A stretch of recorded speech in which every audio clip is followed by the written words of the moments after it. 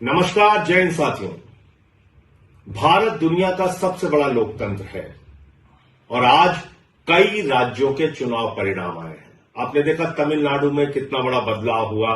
एक नई party TVK, जिसके नेता विजय को इतना भारी जन समर्थन तमिलनाडु की जनता ने दिया। लोकतंत्र में कई बार ऐसे फैसले जनता देती है, एक नई पार्टी के पक्ष में अपना समर्थन देती है। वो तमिलनाडु में देखने को मिला।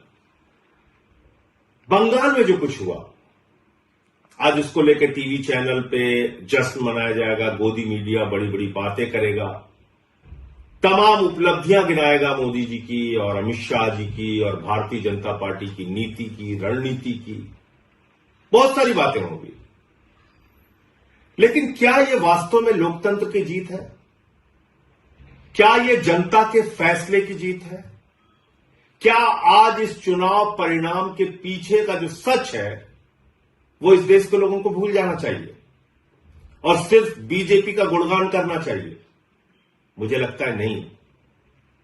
सारी चीजों का मूल्यांकन होना चाहिए। किस तरह से बंगाल के चुनाव को चुनाव आयोग ने प्रभावित किया, किस तरीके से एसआईआर के जरिए जनता के वोट को लूटा गया। आज पता यह चल रहा है कि 3 से 4 लाख वोटों का अंतर है बीजेपी और टीएमसी के बीच में। यह पता चल रहा है कि 2% वोटों का अंतर है टीएमसी और बीजेपी के बीच में। हो सकता है उससे भी ज्यादा हो जाए, 2-4% हो जाए अंतिम परिणाम आने तक। लेकिन क्या यह 2-4% का जो डिफरेंस है यह सही है? यह वास्तव में बीजेपी का चुनाव जीतने का आधार है? क्या सचमुच में इस अंतर के साथ बीजेपी चुनाव जीत सकती थी? नहीं। 3 से 4 लाख वोट का अंतर है, लेकिन 27 लाख वोट लोगों को डालने नहीं दिए गए। और इस काम में माननीय सर्वोच्च न्यायालय का भी फैसला आने में विलंब हुआ और सर्वोच्च न्यायालय का फैसला तो सब लोग सुन के हैरान थे कि अगली बार वोट दे देना। अगर आज वो 27 लाख वोट, 27 लाख मतदाता अपना मतदान करने से वंचित नहीं रहे होते, तो क्या आपको बीजेपी की इतनी बड़ी जीत देखने को मिलती? नहीं मिलती। एक अलग तरह का परिणाम आज इस देश के सामने होता। और आज जो बीजेपी जश्न मनाने का काम करेगी, गोदी मीडिया जश्न मनाने का काम करेगी, ज्ञानेश कुमार जश्न मनाने का काम करेंगे, वो नहीं हो पाता। लेकिन दुर्भाग्य से एसआईआर के जरिए लाखों मतदाता, 27 लाख मतदाताओं को वोट के अधिकार से वंचित कर दिया गया। तो ये जो बंगाल की जीत है भारतीय जनता पार्टी की, दरअसल ये लूट तंत्र की जीत है, लोकतंत्र की जीत नहीं है। कितनी गंदी भाषा का प्रयोग किया गया चुनाव में, प्रधानमंत्री के द्वारा, गृह मंत्री के द्वारा, बीजेपी के नेताओं के द्वारा। चलिए वो चुनाव का एक पक्ष है। किस तरह से वहां पे केंद्रीय सुरक्षा बलों का इस्तेमाल किया गया, लगभग 2.5 लाख सुरक्षा बलों का वहां पर इन्फोर्समेंट किया गया, डिप्लॉयमेंट किया गया। 2.5 लाख सुरक्षा बल लगाए गए। कल्पना कीजिए, अमेरिका ईरान से लड़ने के लिए 50,000 सैनिकों का इस्तेमाल करता है और भारत की मोदी जी की सरकार ममता बनर्जी से लड़ने के लिए 2.5 लाख सैनिकों का इस्तेमाल करती है। इतनी बड़ी दुश्मनी ये निभाई जा रही है।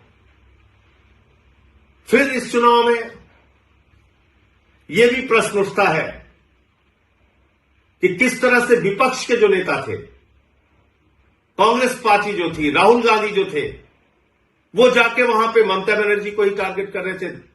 3 से 4% वोट उन लोगों ने भी काटा। वो एक अलग प्रकार का सवाल है। लेकिन इसमें आज टीएमसी की हार हो गई, ममता बनर्जी की हार हो गई और लोकतंत्र की जीत हो गई, ऐसा नहीं है। सच्चाई को छिपाया नहीं जा सकता।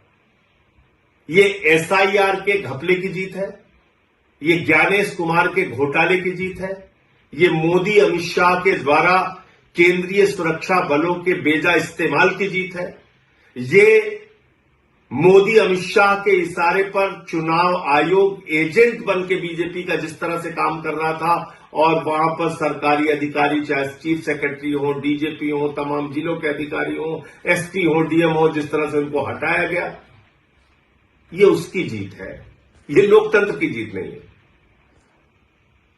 इसके अलावा भी दूसरी बात है, जनता से भी कई प्रश्न हैं।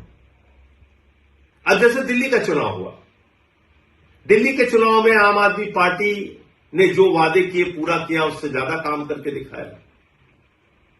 लेकिन अगर आपको प्रधानमंत्री के 2,500 देने के झूठे वादे पर यकीन था, तो इसमें गलती आम आदमी पार्टी और केजरीवाल की नहीं थी।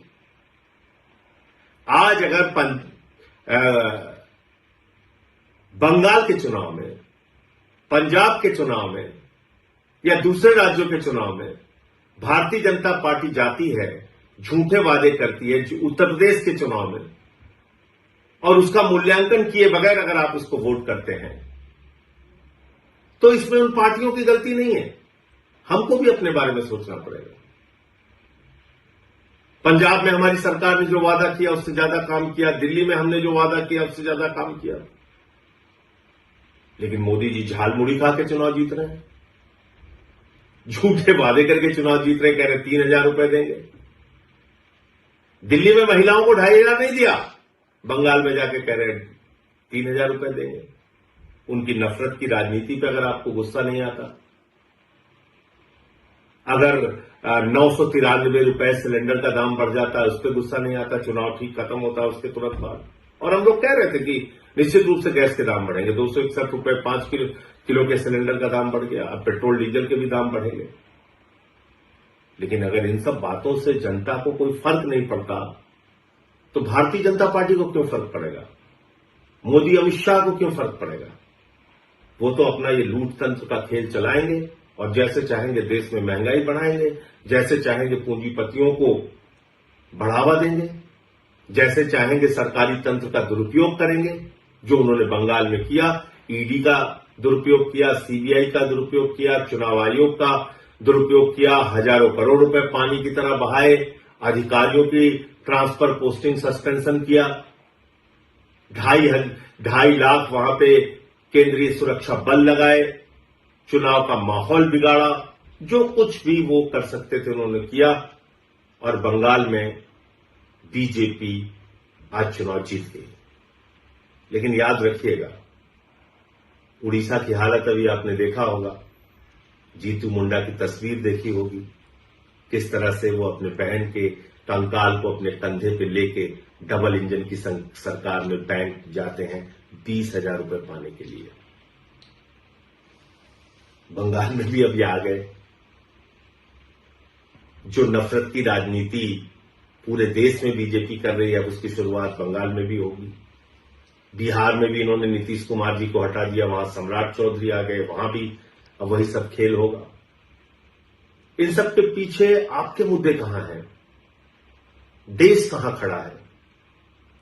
अगर आपको इस बात पे गुस्सा नहीं आता कि ट्रंप भारत के प्रधानमंत्री को हर दिन अपमानित करता है, भारत को अपमानित करता है, भारत को नरक कहता है, लेकिन प्रधानमंत्री कुछ नहीं बोलते, अगर आपको इस बात पे भी गुस्सा नहीं आता कि देश का एक हिस्सा मणिपुर जल रहा है और प्रधानमंत्री खामोश है, पड़ोसी राज्यों से भारत के प्रधानमंत्री के रिश्ते अच्छे नहीं है, महंगाई देश में चरम पर है, बेरोजगारी चरम पर है, किसानों की आमदनी दोगुना करने की बात पूरी तरीके से झूठी साबित हुई, काला धन लाने की बात झूठी साबित हुई, और अगर आपको इन सारी बातों पे गुस्सा नहीं आता और राज्य दर राज्य इस तरह से लोकतंत्र को लूट तंत्र में बदलकर चुनाव जीतने का बीजेपी का अभियान जारी रहेगा और हम और आप खामोश बैठे रहेंगे, तो याद रखिएगा, बीजेपी तो अपना रास्ता तय कर रही है, लेकिन लोकतंत्र का इतिहास जब लिखा जाएगा तो उसमें हमको भी कभी माफ नहीं किया जाएगा। जय हिंद।